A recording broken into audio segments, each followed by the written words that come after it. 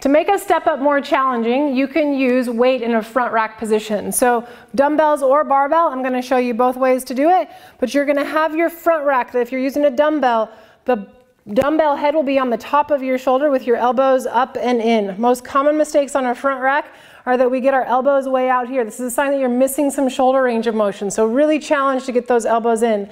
Another common mistake is that we put these dumbbells way back on our back. I want you to keep the dumbbell on your shoulder and then actively use your arms to pull up into that front rack position. From here, one leg on top of your box, chest is nice and tall. You're going to reach your hips back slightly to engage your hamstrings, and you're going to stand straight up out of that and then control it back down. Some common mistakes are that we let that weight pull us forward. I want you to think about your chest facing up, nice and tall the entire time. Another common mistake that can happen is that our knee will cave in. Remember, we want to have, whenever we're doing our single leg stuff, keep that foot planted, big toe pushing into the floor, and knee pushes out to create that good, strong, stable hip. So you'll do a set amount of reps or time on each side in that front rack with a dumbbell. You also, if you only have one weight or if you have a kettlebell, you can hold that in your goblet position. So hands here with your fingers facing up, pull your shoulders back, and stand up and do the same thing there.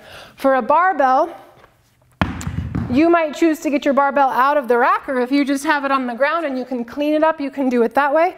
But holding into your front rack position, and please review the front rack video if you can, but thumb gonna be on the knurling about thumb to thumb and a half width away.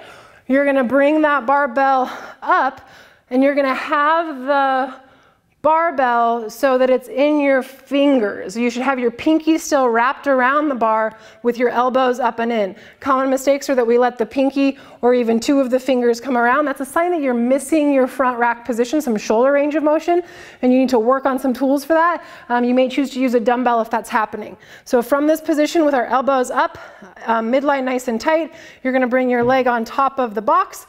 Again, keeping that chest upright, elbows up. You're gonna reach your hips back to slightly engage your hamstring, but not allow your chest to come forward. Stand straight up out of that.